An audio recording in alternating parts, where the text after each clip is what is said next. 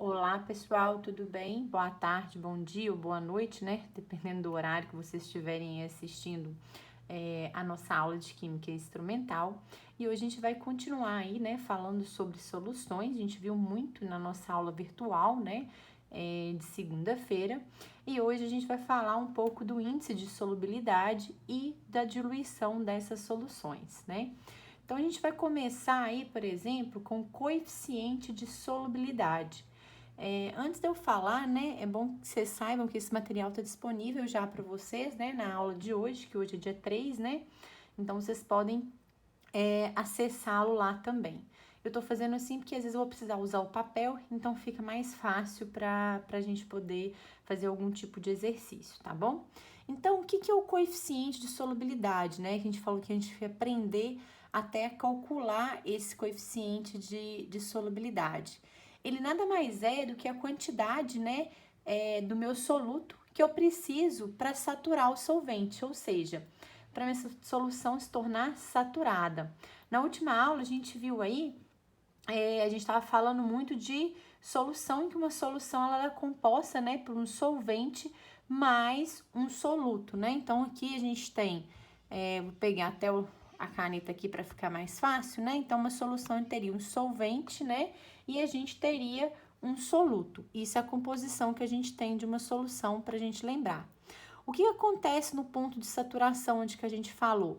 A quantidade de moléculas que eu tenho, ela é ideal para poder se ligar, né, com a quantidade de soluto. Então, eu falo que ela está saturada, né? Todas as moléculas, elas estão se rearranjadas dentro da minha solução. Eu não tenho nem molécula de solvente, né, que a gente falaria aí que estaria sobrando, né? Por exemplo, se eu tivesse molécula de solvente sobrando, né? Se eu tivesse com solvente em excesso, então minha solução ela seria insaturada.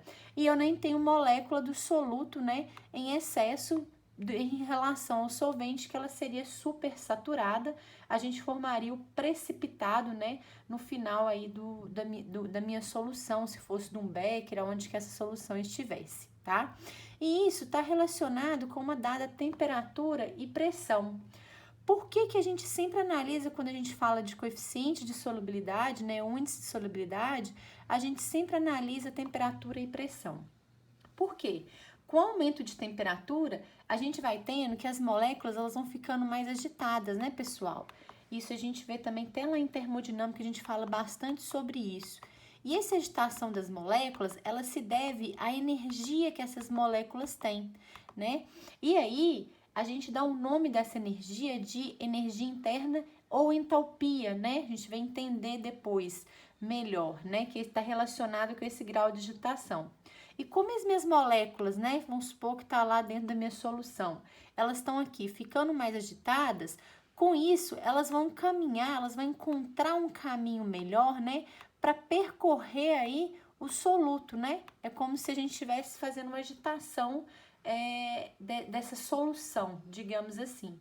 Então, com o aumento de temperatura, na maioria das vezes, né, a gente não vai falar em 100%, porque dependendo da substância que a gente vai estar trabalhando, a temperatura, na verdade, ela pode diminuir, né, o grau de solubilidade da sua solução, mas na maioria das vezes ela aumenta o grau de solubilidade da solução, tá bom? Então, eu coloquei para vocês, ó, na maior parte das vezes, e aqui coloquei 3 exemplos para a gente tentar entender, né? Então, aqui eu falo que o grau de solubilidade, ele é 330 gramas por 100 ml, né? Se eu estiver trabalhando aí com a GNO3, a uma temperatura, sempre ele vai estar vinculado a uma temperatura de 25 graus, né? Para o NaCl, eu teria aí 350, né, gramas por litro, que seria aí 1000 ml, né, a uma temperatura de 0 graus. E aqui eu teria 0,00035 gramas, né, de cloreto de Ag em 1000 ml a 25 graus. Então, se a gente pegasse essas três, né, essas três concentrações, esses três coeficientes, né, que eu circulei aqui, eu poderia falar que o que tem o menor coeficiente de solubilidade, ou seja, que está mais difícil de dissolver, seria o AgCl, né? Porque o número dele é bem baixinho se a gente considerar aí os mesmos 100 ml de água, que seria o solvente, correto? Então, aqui, o que acontece? Essa curva, né, esses valores aqui que eu peguei, vou voltar o slide aqui, esses valores que a gente falou aqui, ó, eles são valores, né, que foi feito experimentalmente. Então, para a gente levantar quanto que é o grau de solubilidade de cada substância, isso é feito de forma experimental, né, essa grandeza. E aí, com isso, a gente levanta uma curva para cada elemento. Então, eu tenho essa curva aqui, ó, que é a curva de saturação. Então, qualquer ponto nessa curva, a minha solução, ela estaria o quê? Saturada, né? Eu teria aí a mesma quantidade, a quantidade ideal de solvente para aquela quantidade de soluto em determinada temperatura. Então, aqui eu coloquei o nitrato de potássio, né? Que é o KNO3, né? Que estaria no eixo de K. E aí, à medida que a temperatura vai aumentando, o que estão fazendo com o grau de solubilidade? Está aumentando, né? Se eu tiver a temperatura de 100, né? Aqui, eu vou ter aproximadamente 240 gramas que vão ser dissolvidos em 100 gramas de água, né? Agora, se eu já tiver, por exemplo, a temperatura aqui de 20, né? Aí eu vou ter mais ou menos quanto? 30 gramas, né? De nitrato de potássio que vai ser dissolvido aí em água, né? Então, eu vou ter 30 para 240, né? Se eu pegar aqui, ó, para quem não tinha visto, que eu fiz direto, às vezes, ó, eu teria essa proporção, né? Isso se cair em cima da curva de saturação. Agora, qualquer outra coisa que cair à esquerda do meu gráfico, né? A gente fala que ela tá super saturada. E aí, a gente fala que esses compostos, eles ficam até estáveis, né? Então, se, por exemplo, eu tiver 20 graus, né? E eu tiver, por exemplo, 60 gramas, né? De KNO3 dissolvido em 100 gramas de água, ou seja, eu tô passando, eu tinha que ter 30 para ela ser saturada. Se eu tô tendo 60, para a mesma temperatura de 30 graus que a gente tá olhando, né? Eu tô ultrapassando aí 30 gramas. Então, o meu precipitado, né? O que vai formar no fundo lá, que vai se precipitar, vai ser 30 gramas dessa substância, né? E o contrário também é verdadeiro. Tudo que cai à direita, então, se aqui é super saturado, aqui vai ser a região de insaturação, né? Então, tudo que cair à direita do meu gráfico, né? A gente vai ver aí que vai ser insaturado, correto, pessoal? E aí, se eu tiver, por exemplo, 10 gramas, né?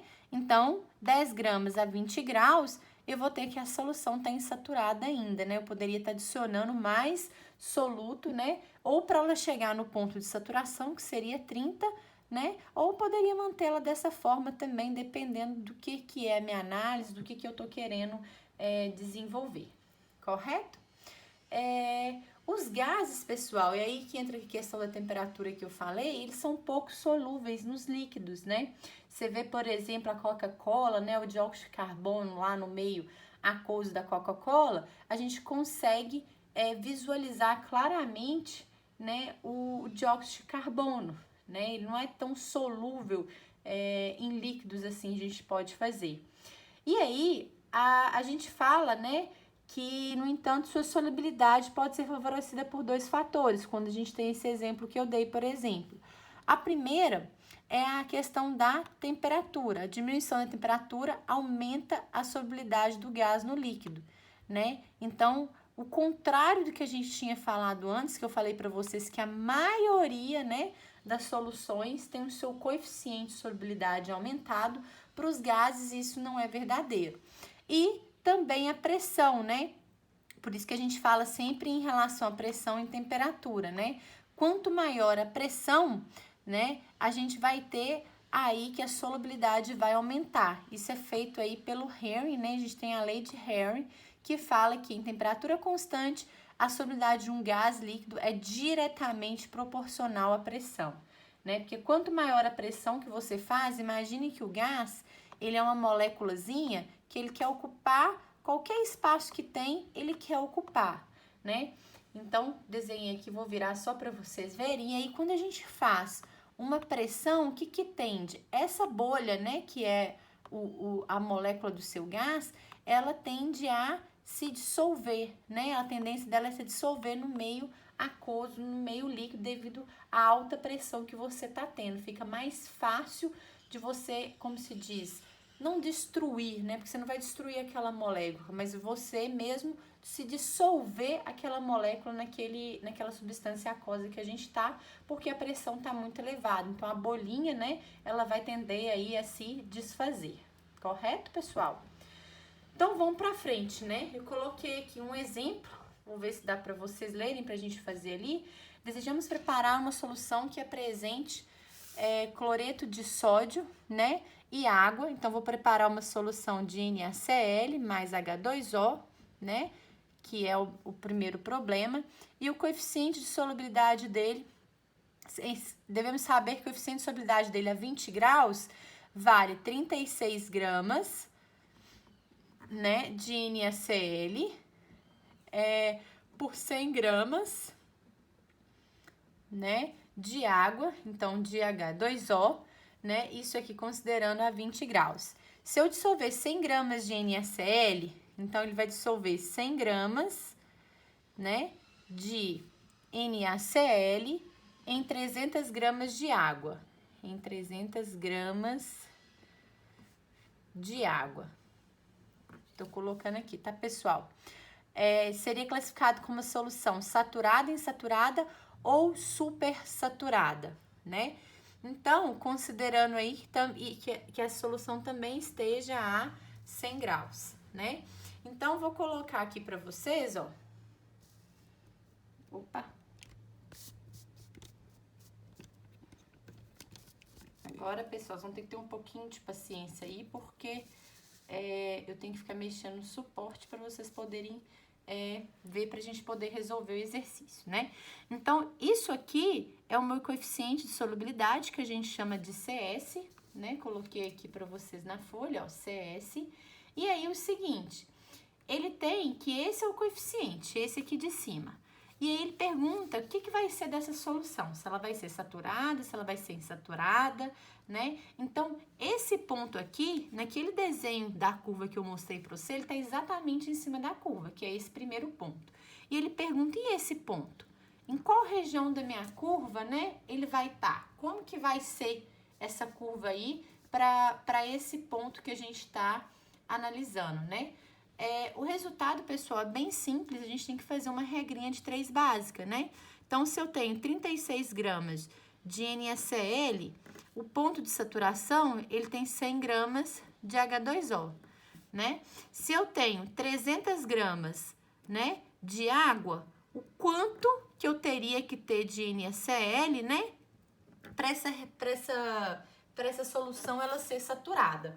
Eu vou calcular aqui agora. Então, eu vou ter 300, né, vezes 36, dividido aí por 100, né? Então, eu teria que ter 108 gramas de NaCl para ela ser saturada, né? Isso ela seria saturada se eu adicionasse 300 gramas de água, né? Porém, né, esse aqui é o ponto de saturação, né, da minha solução. Porém, ele vai adicionar quanto? Ele vai adicionar 100 gramas. Se ele adicionar 100 gramas, eu vou ter que 100 é menor do que 108 gramas de NaCl. Então, eu estou adicionando uma quantidade menor que ele ficaria saturado. Então, essa solução, eu posso afirmar que é uma solução insaturada, né? Ela seria uma solução insaturada, tá bom? Então, vamos para o próximo. Vou colocar aqui para vocês, para a gente ir para a próxima questão. Exemplo 2. Qual seria a quantidade de água a 50 graus necessária para dissolver, né, 10 gramas, então vou colocando aqui, né, depois a gente volta para cá, de Li2CO3, sabendo o coeficiente de solubilidade desse sal em água nessa temperatura então ele quer dissolver a 50 graus, ele quer saber qual que seria a quantidade de água, não é isso? Então ele tá querendo saber quanto que é o seu solvente. Só vou colocar aqui, ó, pra gente anotar, né? Então ele me dá aí um ponto também né, o coeficiente de solubilidade para essa temperatura. E pergunta quanto que tem que ser a quantidade de água, né? 100 gramas de H2O, né? Então, aqui, ó, vou mostrar aqui para vocês, né? Vou mudar aqui de novo, ó. Então, ficou simples também, né? Então, ele quer saber quanto de água que eu tenho, né? Para adicionar, que eu poderia adicionar para ela continuar saturada, que seria esse, que seria o coeficiente de solubilidade a 50 graus, né? Então, esse de cá, que é o meu coeficiente de solubilidade, esse último. Então, vou fazer novamente a regrinha de 3. Se eu tenho 108 gramas de LiCO3, né? Eu tenho aí 100 gramas, né, de H2O, né? Então, eu quero ter 10 gramas, né, do meu soluto, né? Quanto que eu vou ter que adicionar de água, né? Qual seria a quantidade de água necessária?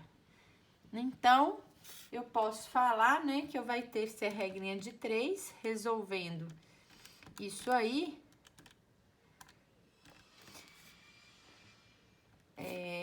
Vou fazer aqui de novo, então vai ser 100 vezes 10 dividido por 0,108. O meu, então, a quantidade de água, né, em gramas, ela seria aí 9.259,25 gramas de H2O, né? Se ele me pedisse esse valor em densidade, né? Porque ele não falou, mas seria densidade igual a massa sobre o volume. A gente sabe que a densidade da água é 998, né? Então, eu teria aí que ia ser 959,5, né? Só que esse valor aqui é 998 quilogramas por metro cúbico, né? Então, eu teria que passar isso aqui também para quilograma, né? Então, isso aqui, na verdade, e aqui seria meu volume, né? Em metro cúbico. Passando isso aqui para quilograma, então, eu teria 9,5925, né? Sobre meu volume, se eu quisesse achar o volume dessa água, né? Porque ele pediu em quantidade, mas não falou a unidade. Então, eu vou achar em massa e vou achar em volume também. Em volume também, fazendo as contas aqui, o volume seria, eu teria 0,00927 metro cúbico. Depois vocês conferem essas continhas aí, porque é bem difícil a gente ficar, às vezes, gravando, né? E fazendo a conta ao mesmo tempo. Mas o meu deu isso aí, né? Lembrando que, se eu quisesse passar isso aqui para litro, para eu saber quantos litros de água seriam isso aqui, né? A gente tem que 1 decímetro cúbico é igual a 1 litro. Então, teria que passar isso aqui para decímetro, então, eu daria 1, 2, 3 casas com a vírgula. Então, eu teria 9,27 decímetro cúbico, que é igual a 9,27 litros. Tá bom, pessoal? Seria isso aí a resolução desse exercício 2, certo? Então, vamos pro próximo, vem comigo. Vamos lá. Esse aqui é um exercício 3, né, que eu coloquei aqui para vocês, que é uma outra forma que a gente pode ter para fazer esses tipos de exercício, né, que ele pergunta qual soluto mais solúvel a 0 graus. Então, aqui, ele me deu, né, mostrando para vocês um gráfico, exercício de gráfico, e ele pergunta qual que seria aí o soluto mais solúvel a 0 graus. Então, eu vou pegar aqui, ó, qual que seria até a 0 graus, né? Então, eu vou pegar meu eixo da temperatura e o índice de solubilidade. O maior seria esse aqui, ó, né? Que é essa reta aqui, que pertence a esse componente, né? Que seria o KI, né? Então, a resposta aqui seria essa aí, né? Que seria uma análise gráfica em relação ao coeficiente de solubilidade. Aí ele pergunta, qual o coeficiente de solubilidade aproximado do NaNO3 a 20 graus? Então, vou achar o NaNO3 aqui. Deixa eu ver onde que ele tá, que eu não achei ele ainda, ó. Tá aqui, ó. Esse aqui, né? Então, eu vou vincar no meu gráfico, né, a 20 graus. Até chegar na reta dele, cheguei na reta dele, né?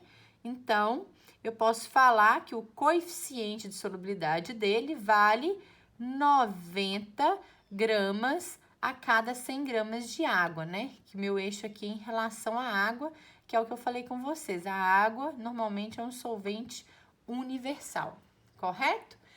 Número 3, ele perguntou, se a temperatura de uma solução baixar de 70 para 50, qual seria aproximadamente a massa do KBr que precipitará, né? Então, vou pegar o KBr aqui, ó. O KBr tá aqui, ó, certo? E aí, ele quer que ela baixe de 50, então vou subir até ele, né? Vou subir até ele aqui para eu ver que é essa curva aqui, que é o KBr, né? E vou pegar os 70 também, que ele falou de 50 e 70. Então, tô subindo aqui, ó. Então, aqui, ó, para 50, eu teria aproximadamente 80, né? Que seria o grau de solubilidade dele, né? Seria 80 gramas a cada 100 gramas de água. E o coeficiente de solubilidade dele também seria 90 a 70 graus, considerando aí o KBr, né? Que é essa reta aqui, ó. Né? O KBr, ele tá nessa reta aqui que eu desenhei para vocês. Correto? Então, ele sairia de 90 para 80, né? Então, quanto que eu teria aí, qual que seria o meu precipitado? Meu precipitado seria 10, né? Porque se ele tivesse aí com uma concentração, que a gente fala aí de 90 gramas a cada 100 gramas, tivesse exatamente nesse ponto, que é o ponto de saturação dele, e aí a temperatura se reduzisse, né? Então, a solubilidade dele passaria a ser só 80. Então, eu teria 10 gramas aí, né? Que seriam precipitadas, né? Considerando o KBr. Essa seria a análise. Então, vamos para o próximo, né? Que tipo de solução formaria 80 gramas do sal NH4Cl a 20 graus, né? Então, vou procurar aqui, ó, o NH4Cl. Deixa eu ver onde que ele tá.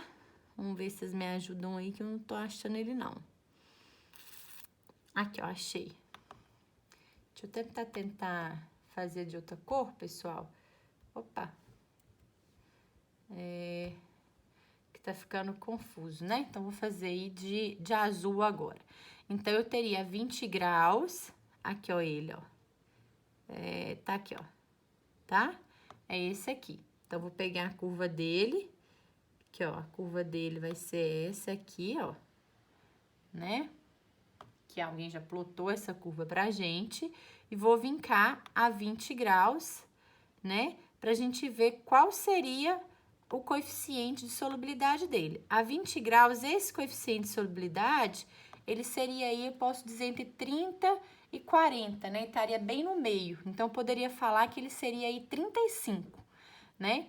Então, ele teria 35. Se eu tenho uma solução de 80 gramas desse sal, né? Então, eu tô bem acima do meu ponto de solubilidade. Então, com certeza, essa solução, ela seria super saturada, né? Porque se eu tenho aqui 35 e aí eu tenho 80 gramas, então, eu tenho muito mais gramas, né? Para essa solução, considerando aí 100 gramas de água. Então, ela seria super saturada, respondendo aí a pergunta número 4, tá?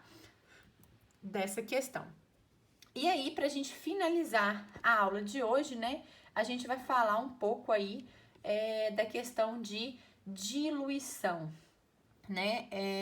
A diluição, como vocês sabem, nada mais é do que a própria palavra diz, né? Quando a gente pega, por exemplo, um suco manguari, né, na casa da gente, e a gente vai fazer aquele suco, ele tá em uma solução, né? Mas aí ele tá muito concentrado, né? A gente pode até falar que ele tá super saturado, que muitas vezes a gente vê a sedimentação, né? Embaixo, por exemplo, no suco manguari de maracujá, né? E aí a gente vai fazer a diluição, ou seja, eu vou acrescentar, né, aquela solução que já existe. Então, aqui, ó, eu já tenho uma solução que já existe, eu vou acrescentar mais solvente, né? Então, eu vou acrescentar água, né, a essa diluição que já existe, certo, pessoal? E aí, então, eu vou mudar o meu volume, né? Então, aqui eu mudei o volume. Se antes eu tinha 300 ml de solução, agora, antes eu tinha 200 ml, né? Eu acrescentei 300 ml. Então, o volume final da minha solução vai ser 500. Lembrando sempre a regrinha, né? Eu vou fazer aqui para vocês.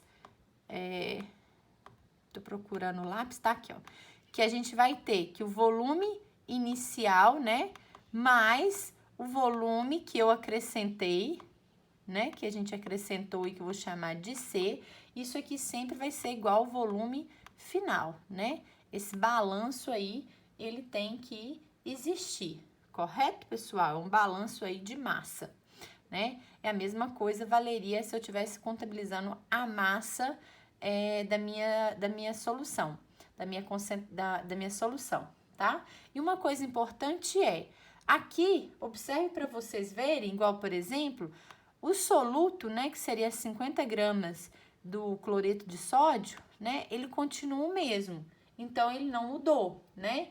Então, é importante também a gente falar que a massa do soluto, que eu chamei de S, né, a massa inicial dele, vou chamar de SI, ela tem que ser igual à massa, né, final do seu soluto.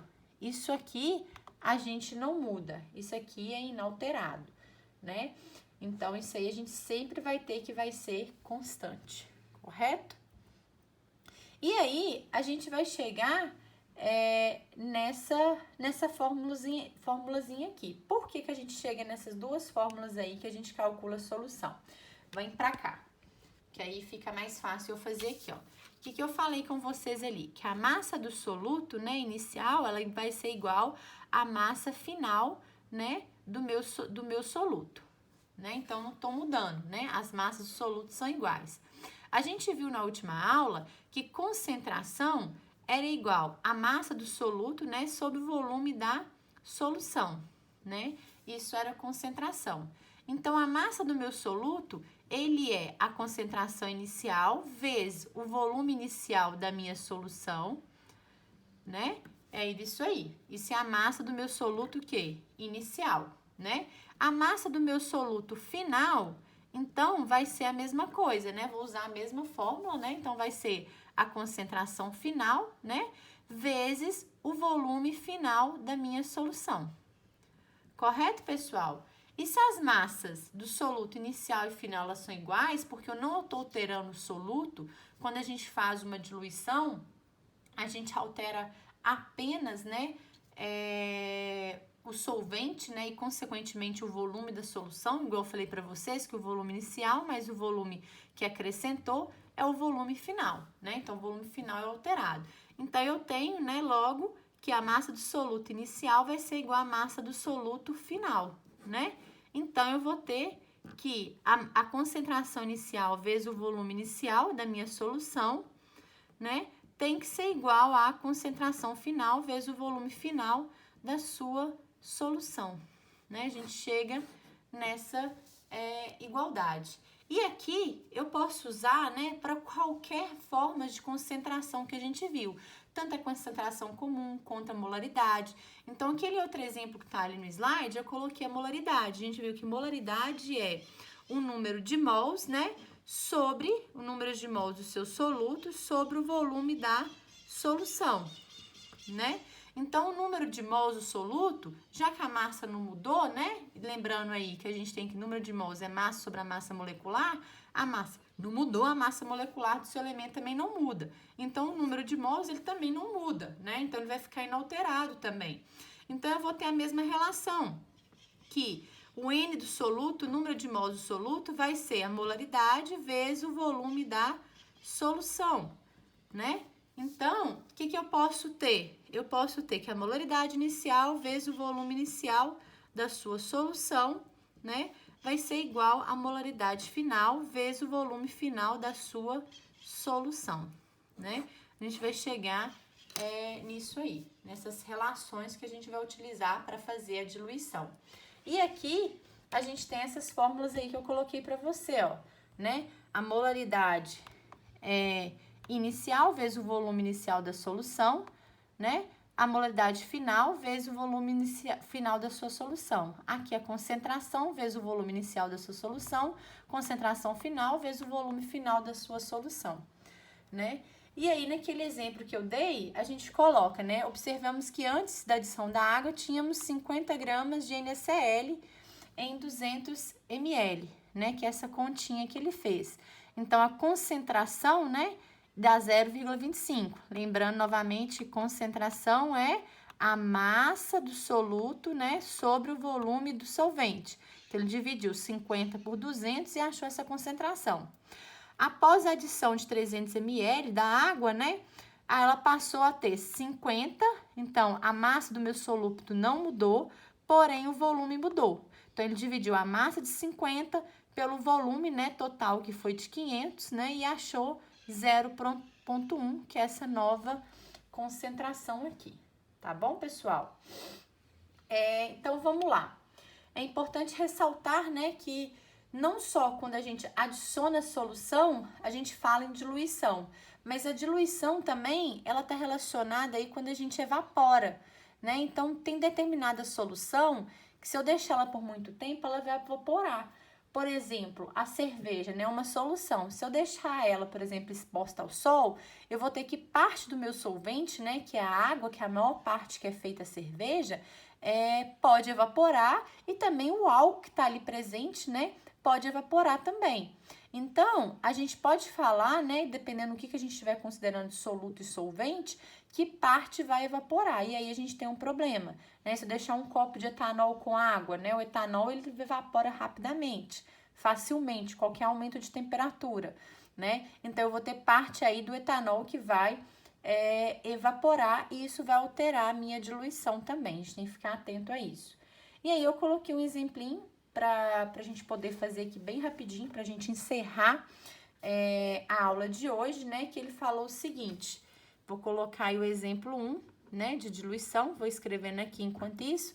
Ele fala que foram adicionados 200 ml, né, de glicose numa concentração, né? Então, a concentração inicial era 60 gramas por litro, né? Ele adicionou a uma outra concentração que era 300 ml e que tinha uma outra solução de glicose, né, que estava a 120 gramas por litro. Ele pergunta quanto que será a concentração final, né? Então, coloquei esse exemplo aqui, ó, para a gente poder fazer rapidinho e terminar a nossa aula. Aonde que eu tenho, né, que eu teria aí, né, um copo, né, de água com açúcar, eu teria um outro copo de água com açúcar, né, colocando aqui para vocês. Eu teria 200 ml, o outro eu teria 300 ml, né? E ele quer misturar, né, vai misturar os dois e fazer uma nova concentração. Esse aqui, ele tá concentrado a 60 gramas por litro, e esse aqui tá bem mais concentrado, né, a concentração dele tá o dobro, né? E ele pergunta, depois que eu fizer essa mistura, quanto que seria aí a concentração final, né? É isso que ele tá querendo saber, que é um problema de diluição. Então, a gente vai chegar àquela regrinha básica, né? A gente tem aí que concentração inicial vezes o volume inicial da minha mistura vai ser igual a volume inicial da minha solução, vai ser igual a concentração final vezes o volume final, né? Então, resolvendo isso aqui, eu vou passar para litro, né? Porque aqui tá em litro. Então, eu vou ter quem que é o que eu tô misturando inicialmente? O que eu tô misturando inicialmente é isso aqui, né? Eu tenho duas concentrações diferentes. Então, eu vou ter que vai ser 60 gramas por litro, né? Vezes 0,2, passando isso aqui para litro, mais 120, né?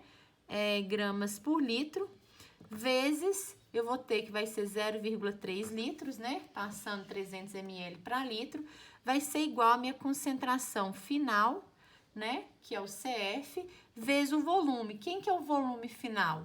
Novamente, o volume final vai ser o volume inicial mais o volume que eu acrescentei. Então, vai ser 200 mais 300, eu vou ter que o volume final dá 500 ml, né? Então, aqui, eu vou passar também para litro, vai dar 0,5.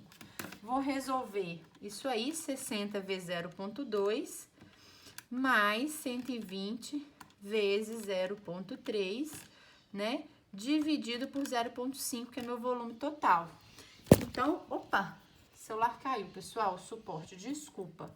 Então, a concentração final, ela vai ser 96 gramas por litro, é o valor que eu achei ali, né? Então, como eu misturei, né, uma concentração que estava mais diluída com outra que estava mais concentrada, acaba que eu acho aí um resultado intermediário. Então, provavelmente, meu resultado, ele também tá o quê? Ele tá correto. Pessoal, é isso aí. Eu deixei mais uma lista de exercícios para vocês fazerem. Sugiro que vão fazendo, né? Não deixe acumular aí para a prova final. E qualquer coisa eu vou estar à disposição.